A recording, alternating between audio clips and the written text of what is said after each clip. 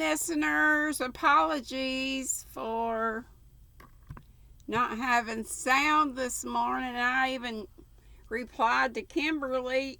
I thought she just couldn't hear it for some reason. I didn't even think to check it. And when I did, of course, there was no sound. So I've got everything turned up as far as it can be turned.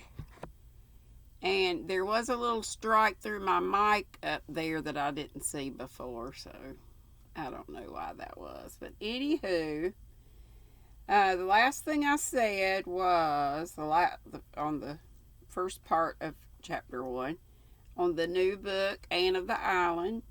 I've heard that the scenery in it is magnificent. And then this is what I read to you guys that you couldn't hear this morning. I wonder if it can be, any more beautiful than this, murmured Anne, looking around her with the loving and raptured eyes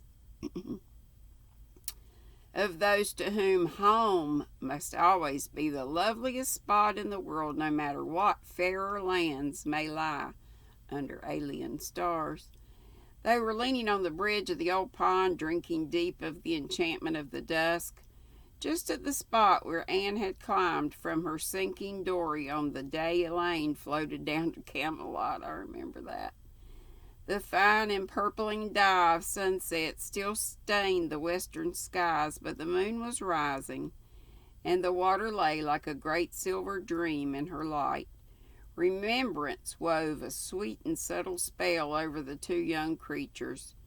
"You're very quiet, Anne," said Gilbert at last. "I'm afraid to speak or move for fear all this wonderful beauty will vanish just like a broken silence," breathed Anne.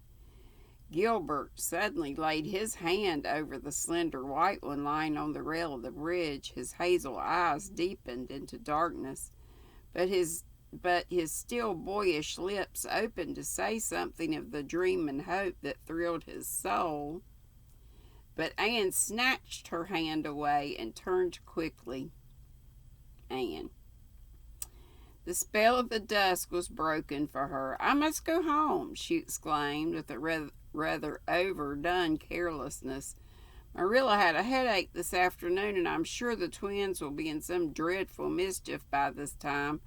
I really shouldn't have stayed away so long." She chattered ceaselessly and inconsequently until they reached the Green Gables lane. Poor Gilbert hardly had a chance to get a word in edgewise. Anne felt rather relieved when they parted. There had been a new secret self-consciousness in her heart with regard to Gilbert. Ever since that fleeting moment of revelation in the garden of Echo Lodge, something alien had intruded into the old perfect school-day comradeship, something that threatened to mar it. "I never felt glad to see Gilbert go before," she thought, half resentfully, half sorrowfully, as she walked alone up the lane. "Our friendship will be spoiled if he goes on with this nonsense. It mustn't be spoiled. I won't let it. Oh, why can't boys just be sensible?" Anne had an uneasy doubt that it was not strictly sensible that she should still feel on her hand the warm pressure of Gilbert's, as distinctly as she had felt it for the swift second his hand had rested there, and still less sensible that the sensation was far from being an unpleasant one, very different from that which had attended a similar demonstration on Charlie Sloane's part when she had been sitting out a dance with him at a White Sands party 3 nights before. Anne shivered over the disagreeable recollection, but all problems connected with infatuated swains vanished from her mind when she entered the homely, unsentimental atmosphere of the Green Gables kitchen, where an 8-year-old boy was crying grievously on the sofa. "What's the matter, Davy?" asked Anne, taking him up in her arms. "Where are Marilla and Dora?" "Marilla's putting Dora to bed," sobbed Davy. "And I'm crying 'cause Dora fell down the outside cellar steps, heels over head, and scraped all the skin off her nose, and Oh, well, don't cry about it, dear. Of course you're sorry for her, but crying won't help her any. She'll be all right tomorrow. Crying never helps anyone, Davy boy, and I ain't crying 'cause Dora fell down the cellar, said Davy, cutting short Ann's well-meant preachment with increasing bitterness. I'm crying 'cause I wasn't there to see her fall. I'm always missing some fun or other, seems to me. Oh, Davy, Ann choked back an unholy shriek of laughter. Would you call it fun to see poor little Dora fall down the steps and get hurt? She wasn't hurt much, said Davy defiantly. Of course, if she'd been killed, I'd have been real sorry, Ann, but the Keiths ain't so easy killed. They're like the Blewetts, I guess. Herb Blewett fell off the hayloft last Wednesday and rolled right down through the turnip chute into the box stall where they had a fearful wild cross horse and rolled right under his heels. And still he got out alive with only 3 bones broke. Mrs. Lynde says there are some folks you can't kill with a meat axe. Is Mrs. Lynde coming here tomorrow, Ann? Yes, Davy, and I hope you'll always be very nice and good to her. I'll be nice and good, but will she ever put me to bed at night, Ann? At nights? Perhaps. Why? 'Cause, said Davy very decidedly, if she does, I won't say my prayers before her like I do before you, Ann. Why not? 'Cause I don't think it would be nice to talk to God before strangers, Ann. Dora can say hers to Mrs. Lynde if she likes, but I won't. I'll wait till she's gone and then say 'em. Won't that be all right, Ann? Yes, if you're sure you won't forget to say them, Davy boy. Oh, I won't forget, you bet. I think saying my prayers is great fun, but it won't be as good fun saying them alone as saying them to you. I wish you'd stay home, Ann. I don't see what you want to go away and leave us for. I don't exactly want to, Davy, but I feel I ought to go. Well, if you don't want to go, you needn't. You're grown up. When I'm grown up, I'm not going to do one single thing I don't want to, Ann. All your life, Davy, you'll find yourself doing things you don't want to do. I won't, said Davy flatly. Catch me.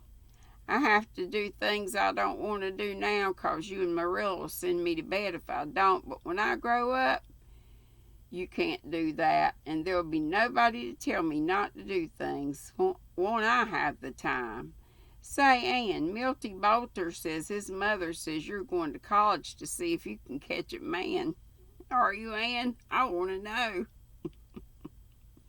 For a second, Ann burned with resentment, and then she laughed, reminding herself that Mrs. Bolter's crude vulgarity of thought and speech could not harm her. No, Davy, I'm not. I'm going to study and grow and learn about many things. What things? Shoes and chips and sealing wax and cabbages and kings. That's quoted Ann.